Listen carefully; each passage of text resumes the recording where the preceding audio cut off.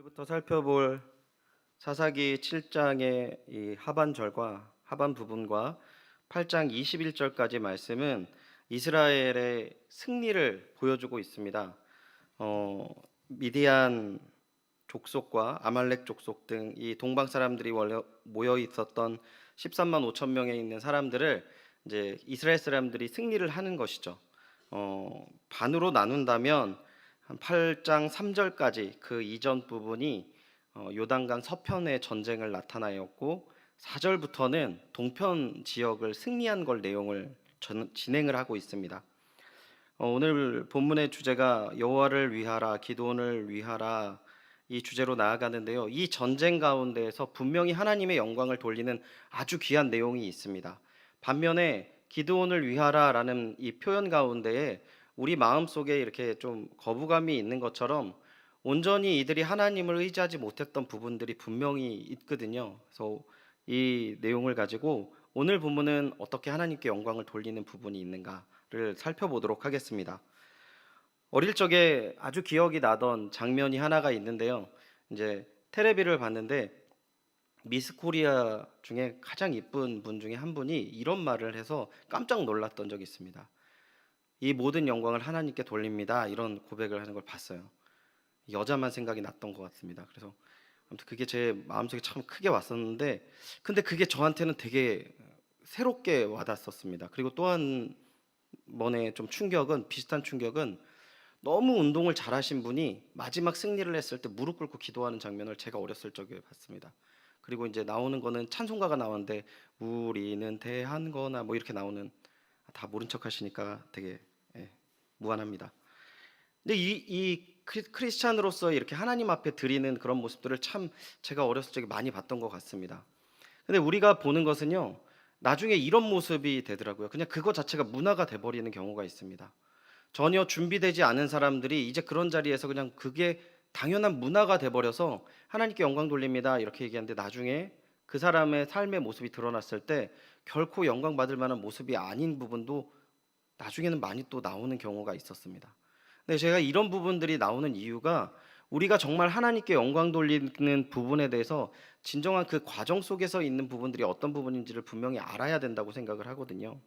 오늘 본문 이렇게 시작합니다. 15절을 보면은요, 기드온이 이제 꿈과 해몽의 말을 듣고 경배하며 이스라엘 진영 와서 이제 이스라엘 백성들을 깨우고 전장으로 나아갑니다.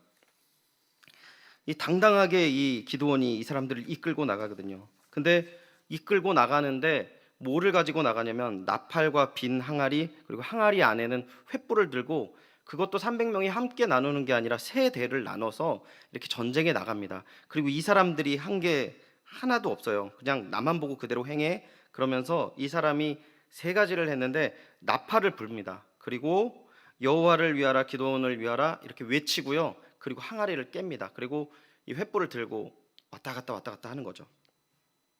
이 시간이 이경초라고 하는데 그냥 10시쯤이라고, 밤 10시쯤이라고 생각하시면 됩니다.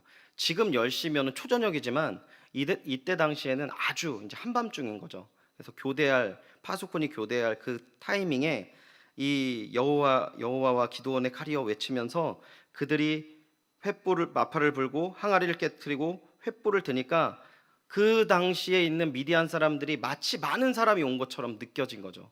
그런데 너무나도 놀라운 것은 이들이 칼을 들고 나갔지 않았지만 이들이 나중에 이 미디안 백성들을 다 어떻게 치냐면 여호와께서 그들의 친구들끼리 칼질을 하게 합니다. 하나님의 칼이 나와서 그들을 이렇게 하나씩 베는 모습들을 지금 이 성경에서 이야기를 하는 것이죠. 그리고 24절에는 에브라임 사람들에게 도움을 받아서 미디안의 두 방백을 죽이고 또 그 승리를 가지고 이 기드온에게 오는 모습으로 이 오늘 우리가 읽어봤던 본문이 마무리되어지는데요. 오늘 본문만 봐서는 전혀 문제가 없어 보입니다.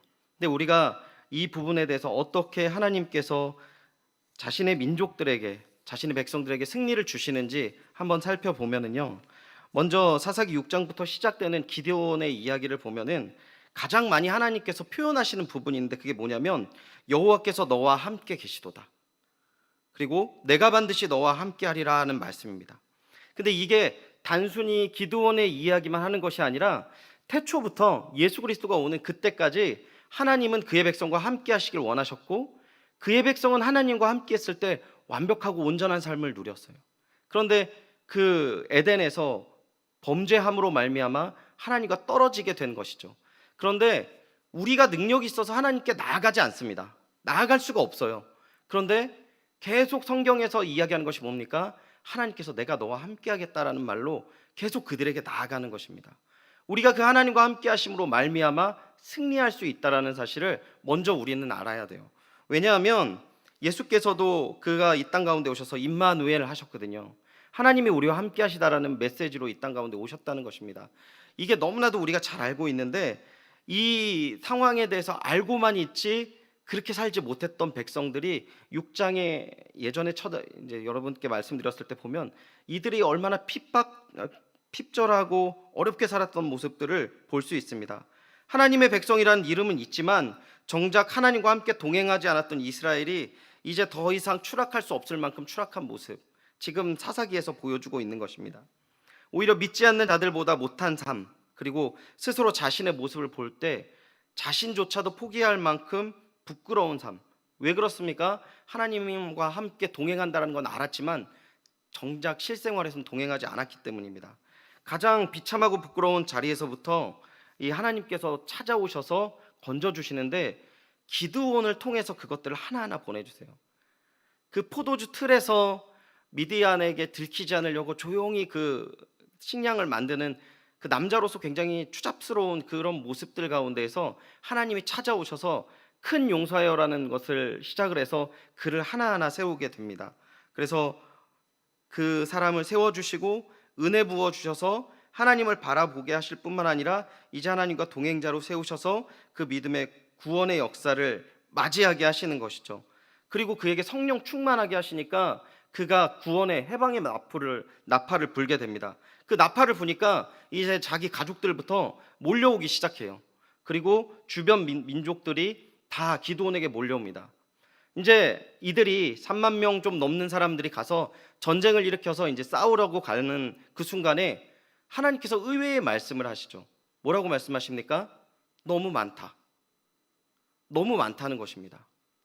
우리가 여기서 한 가지 더 붙잡고 가야 될 것은 무엇이냐면, 인간 생각으로 계산해서 이 정도 숫자면 이길만해 하는 것을 하나님께서 원하지 않으신다라는 것이죠. 왜냐하면 조금이라도 너희들 스스로 하는 것이 아니고 하나님 내가 하는 것이라는 것을 너희들 알기를 원해 라고 얘기하시면서 강제로, 첫 번째는 율법적인 방법을 통해서 인원을 보내고요, 그리고 또 한 번은 아주 하나님께서 시험을 하나 주셔서 인원을 300명까지 줄여버립니다. 18만 5천, 13만 5천 이렇게 성경학자들이 뭐 두 가지 숫자를 얘기하지만 어떤 숫자든 300명이 이길 수 있는 숫자는 아니라는 것이죠. 근데 우리가 기드온이 이 숫자 가운데에서 보였던 모습 중에 너무 웃긴 모습은 뭐냐면, 사사기 7장 9절 말씀에 보면 그 밤에 여호와께서 기드온에게 뭐라고 얘기하냐면 이제 가라, 이때다, 가라 그러는데 기드온이 어떤 대답을 하는지 안 나와요. 그런데 10절에 바로 하나님께서 새롭게 말씀하십니다. 만일 내가 내려가기를 두려워하거든 이 부하 부라라는 사람과 함께 적의 진영으로 가서 그들이 하는 말을 들어라. 그러면 그 후에 내 손이 강해져 그 진영을 진격할 수 있을 것이다. 준비하듯이 이런 말씀을 하세요. 그래서 어떻게 합니까? 내려가서 그들의 꿈의 석을 듣는데, 꿈의 석은 두 가지 이야기를 합니다. 꿈을 꿨는데 이런 거죠. 보리떡 하나가 진영 하나로 내려왔는데 이 보리떡이 어떻게 되는지는 표현을 안 하지만 진영을 다 쑥대밭으로 만든다는 것입니다. 근데 이것을 한 사람이 듣고 내가 이런 꿈을 꿨어 얘기를 하니까 한 사람이 그 꿈을 해석하는데 이렇게 해석하는 거예요. 이것은 하나님의 칼인 기드온이 우리를 쳐서 이기는 그 예언적인 꿈이다, 이렇게 해석을 합니다. 말도 안 되는 이야기를 하고 있는 거죠. 지금 적들이. 그런 상황 속에서 기드온이 힘을 얻고 지금 15절, 우리가 읽었던 15절에서 이제 가자 이렇게 이야기를 하고 있는 것이죠.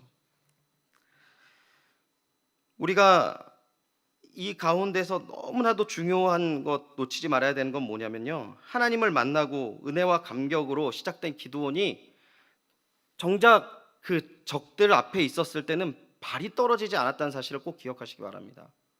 너무 두려운 거예요. 떨어지기가 어렵습니다. 많은 사람들이 하나님 만나요.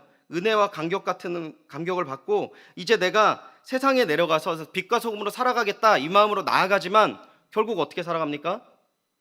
결국 세상이 논리와 세상의 힘에 굴복해서 하나님의 영광과는 거리가 먼 삶을 살 때가 너무나도 많이 있죠. 모두 다 그런 것은 아니지만 대부분 그 시험이 크고 어렵고 힘듭니다. 근데 이것을 어떻게 하나님께서 이기게 하셨습니까? 오늘 좀 자세히 우리 한번 읽어보기를 바라는 본문이 있는데요. 13절 14절을 한번 읽었으면 좋겠습니다. 13절 14절입니다. 사사기 7장 13절 14절 우리 같이 한번 읽어보도록 하겠습니다. 시작. 기드온이 그곳에 이른즉 어떤 사람이 그의 친구에게 보라, 내가 한 꿈을 꾸었는데 꿈에 보리떡 한 덩어리가 미디안 진영으로 굴러 들어와 한 장막에 이르러 그것을 쳐서 무너뜨려 위쪽에 엎으니 그 장막이 쓰러지더라. 그의 친구가 대답하여 이르되 이는 다른 것이 아니라 이스라엘 사람 요아스의 아들 기드온의 칼이라. 하나님이 미디안과 그 모든 진영을 그의 손에 넘겨주셨느니라 하더라. 아멘. 왜 읽었는지 좀 이해가 가십니까?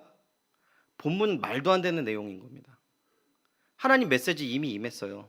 가라, 내가 너한테 승리를 주겠다. 근데 눈앞에 보이는 게 너무 두려운 거예요. 못 나가는 거예요. 그러니까 하나님 어떻게 설명해 주십니까? 그래, 그러면 혼자 가기도 두렵잖아. 네 부하랑 같이 가. 그리고 그들이 하는 말을 들어. 그럼 네가 손이 강해져서 그 진영에서 전쟁터 나갈 수 있을 거야. 그 겨우 부하를 의지해서 기드온이 적진에 갑니다. 근데 적진에서 기드온이 알아들을 수 있을 만큼 쉽게 설명을 해주는 거예요. 여러분, 하나님의 은혜가 무엇인지 알겠습니까? 하나님께서는요, 우리가 부족해도 충분히 이해시키는 하나님이시라는 거예요. 하나님께서는요, 우리가 정말 아무리 제 가운데 있고 지저분하고 부족하고 미래가 없고 우리가 인간 눈에 보기에는 아무짝에 쓸모 없어도 하나님께서는 충분히 설득시키시고 그를 일으켜서 전장으로 내보내시고 이 말도 안 되는 전쟁을 승리케 하시는 하나님이시라는 것이죠. 기드온이 한 것이 뭡니까? 그러면 지금 기드온이 억지로 보내는 그 하나님의 말씀을 듣고 따라서 가는 거죠. 이렇게 이야기합니다. 이 부분을 하나님 말씀을 의지하십시오. 하나님 말씀대로 하세요. 그럼 하나님 안에서 길을 열립니다. 이렇게 이야기를 하는 거죠. 근데 우리가 그러기가 너무 쉽지 않잖아요. 철로 역정에 보면은 이런 본문이 나옵니다. 순례자가 길을 떠나는데 멀리서 아름다운 궁전이 보고 내가 저 궁전에 쉬었다 가야 되겠다 그러는데 딱 가는데 두 마리의 사자가 있는 겁니다. 두 마리의 사자가 있으니까 겁이 나요. 그래서 함께 갔던 이 두 동료가 있는데 이름이 불신이랑 겁쟁이라는 사람이었는데 이 불신이랑 겁쟁이라는 사람은 사자가 보자마자 뒤로 도망가는 거죠. 근데 이제 이 사람이 갈등을 하는데 나도 이제 저 사자를 이길 수 없으니까 돌아가야 되겠다 이렇게 생각을 합니다. 이 순례자가 머뭇머뭇거리고 이제 가려고 하니까 거기 문지기가 소리를 질러요. 당신은 그렇게도 용기가 없으십니까? 사자들은 사슬에 매여 있으니 무서워하실 필요가 없습니다. 믿는 자들의 신앙을 시험해 보고 믿지 않는 자들을 가려내기 위해서 사자들을 거기에 메어둔 것입니다. 길의 한가운데 오시면 아무런 상처도 입지 않고 안전하게 지나칠 수 있을 것입니다. 근데요, 이 순례자가 그 말을 듣고 이렇게 묵묵히 문지기의 말을 따라서 가까이 가보니까 사자의 목에 쇠사슬이 있는 거예요. 그래서 그 가운데로 가면 이 사자가 아무 해를 끼치지 않는 겁니다. 우리가 믿음의 길을 가는데 수많은 문제들이 우리들에게 분명히 다가옵니다. 이 우는 사자와 같이 우리를 달려드는 문제들이 너무나도 많이 있습니다. 하나님께 영광 돌린다는 것은 하나님의 말씀을 의지하고 붙들고 나아갔을 때 그 문제를 이겨낼 수 있고 그 문제는 우리를 해할 수 없다는 사실을 이미 하나님께서 선언하신 거라는 것이죠. 믿으십니까? 믿으셔야 돼요. 왜 이게 중요하냐면요, 오늘날 우리 한국의 모습이 얼마나 어렵고 힘듭니까? 어제도 폭격기가 왔다 갔다 그러더라고요. 그리고 정작 이 관심이 없는 이유가 뭡니까? 너무나도 끝이 없는 경쟁 속에서 청년들이 이 상황 속에서라도 어떻게든 취직을 하기 위해서 경쟁 속에서 계속 노력하고 있는 거잖아요. 그러니까 이런 세상에 막 세파가 몰려 들어옵니다. 근데 하나님 말씀 뭐라고 합니까? 말씀대로 해야지. 하나님의 백성들이 하나님의 은혜 가운데 걸어가야지. 근데 우리 눈앞에 보이는 문제들이 너무 크다는 거예요. 이번 주에 저희 어머니께서 무릎이 안 좋으셔서 이제 한 3주 전에 이제 검사를 받으시고 결과를 이제 보러 가셨어요. 근데 그 검진 결과가 뭐냐면 수술을 해야 됩니다. 이렇게 결론이 난 겁니다. 그리고 저한테 없는 사이에 전화가 엄청 많이 왔어요. 그래서 무슨 일이냐 물어보니까 어머니가 수술을 해야 된다는 이야기를 듣고 너무나도 낙심이 커서 이렇게 뭐 밥도 안 드시고 막 이렇게 시름시름 앓고 계신다는 거죠. 그래서 제가 어머니한테 전화를 드렸습니다. 그 막 설명을 했어요. 수술비가 없는 것도 아니고 수술해서 나빠지는 것도 아니고 그리고 수술이 어려운 수술도 아니고 대체할 수 있는 수많은 것들이 있는데 왜 두려워하시냐고 이렇게 얘기했는데, 야 여기 조그만 거 수술할 때도 무섭다 야 이러시더라고요. 이게 인간의 나약함이더라고요. 조금이라도요 내 안에서 내가 예상할 수 없는, 그리고 내가 생각만 해도 두려운 것을 갖는 그 두려움이 인간의 근원적인 연약함이더라고요.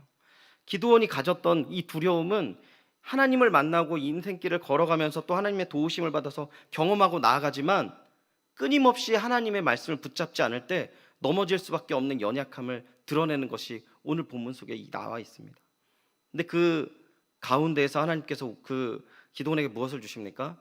이방인의 입술을 통해서 하나님의 뜻을 전하시는 하나님의 모습을 보여주시고 있다는 것입니다. 오늘 이 말씀 의지하시고요, 오늘 우리에게 말하시는 구원의 메시지를 붙잡고 하나님의 뜻을 붙잡고 하나님 뜻 앞에 순종해서 문제를 이기고 우리가 이 구원의 메시지 가운데서 은혜를 누리는 귀한 주님의 자녀들이 되기를 축원드립니다. 베드로전서 5장에 이런 이야기가 나옵니다. 장로들에게 권하는 내용으로 전해지고 있는데요, 베드로전서 5장 8절에 이렇게 말씀하십니다. 근신하라, 깨어라, 너희 대적 마귀가 우는 사자와 같이 두루 다니며 삼킬 자를 찾나니, 이렇게 말씀하십니다.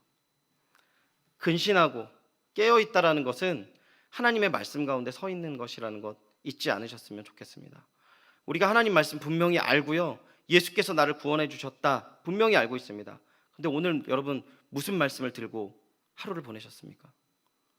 여러분 무슨 말씀을 의지해서 나를 기분 나쁘게 하는 사람들 그 가운데서도 온전히 마음을 지키며 하나님께 영광 돌리며 나아갔습니까? 여전히 계속 저희 안에 있는 어떤 돈의 문제와 또한 가족의 문제와 어떤 육신의 문제와 여러 가지 문제들이 나를 눌러가 있는데 어떤 하나님의 말씀을 듣고 여러분 해방되셨습니까? 하나님께서는 여러분에게 말씀하시는 하나님이심을 믿으시고 그 말씀 가운데서 회복되는 귀한 역사를 경험할 때 우리가 함께 하나님께 영광 돌리고 하나님의 은혜와 그 사랑들을 누리며 더욱더 하나님께 나아갈 수 있다는 사실 꼭 잊지 않으시길 바랍니다. 한 가지 더 살펴보고 말씀을 정리하도록 하겠습니다. 19절부터 24절 사이에 이제 이스라엘 백성들이 승리를 하면서 그들을 내쫓았을 때 23절 어떤 모습이 나오냐면, 이스라엘 사람들은 납달리와 아셀과 온 므낫세에서부터 부름을 받고 미디안을 추격하였더라라고 나와 있습니다. 여기서 잘 봐야 되는데요, 제가 이 본문을 여러 번 봤는데 나중에 깨달았어요. 300명으로 다 전쟁을 해결한 것이 아니었습니다. 이스라엘 사람들이 이렇게 보냅니다. 납달리와 아셀과 온 므낫세, 이 사람들 다 다시 부르는 거죠. 다시 와서 지금 우리가 승기를 잡았으니까 너희들 와서 싸워라. 그래서 이 사람들이 싸웠습니다. 24절 보면 기드온이 또 사자를 보냅니다.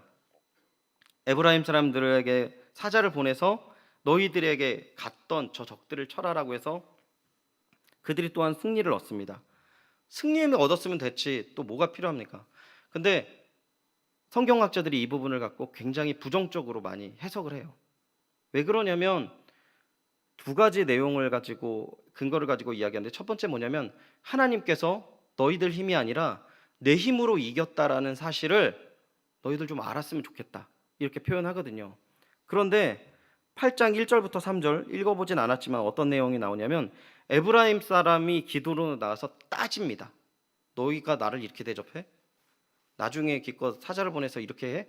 근데 기드온이 얼르고 달래죠. 당신들의 공적이 내 공적보다 훨씬 더 큽니다. 당신들이 훨씬 더 낫습니다. 그러니까 에브라임 사람이 이제 갑니다. 이제 이 문구부터 해서 이스라엘 사람들이 결국 어떤 모습까지 나오냐면, 전쟁이 마치고 나서 기드온에게 요구합니다. 당신이 우리의 왕이 돼 주십시오. 당신의 후손이 우리들의 왕이 돼 주십시오. 이 요청을 하게 된다는 거죠. 사람들이 은혜로 시작해서 결국 어디로 망치냐면 육으로 망치는 이 단적인 모습을 이 기드온에 대해서 보여주고 있는데요. 우리가 끝까지 믿음을 지키고 나아갔을 때 어디까지 나아가야 되냐면 죽기까지 순종해야 되는 부분까지 나아간다는 사실을 잊지 않으셨으면 좋겠습니다. 잡지 말아야 될 것을 한순간 잡게 되면 비록 하나님께서 승리를 주셔서 승리를 받을 수도 있지만 그게 온전한 승리가 아니라는 사실을 꼭 기억하셨으면 좋겠습니다. 여전히 하나님보다 다른 것들을 의지하는 것이죠. 여전히 하나님의 말씀을 알고 내가 이 말씀 갖고 승리했어 라고 하지만 내가 보이지 않는 곳에 숨어있는 우상들은 우리 주변에 너무나도 많이 있다는 것이죠. 그래서 날마다 이 우상들을 떨어내는 작업을 해야 됩니다. 날마다 하나님의 말씀 앞에서 이것을 제하지 않으면 우리가 앞으로 나아갈 수 없는 것이에요. 많은 사람들이 너무 쉽게들 얘기하거든요. 은혜 받았으면 됐고 이제 승리했으면 됐고 나아가면 된다 하지만 그 끝이 어디 있습니까? 절대 없어요. 하나님의 말씀 가운데 날마다 내가 죽지 않으면, 말씀 가운데 다시 한번 떨어내지 않으면 온전하게 하나님께 영광 돌릴 수 없다니까요. 추억만 갖고 이야기하지 않았으면 좋겠습니다.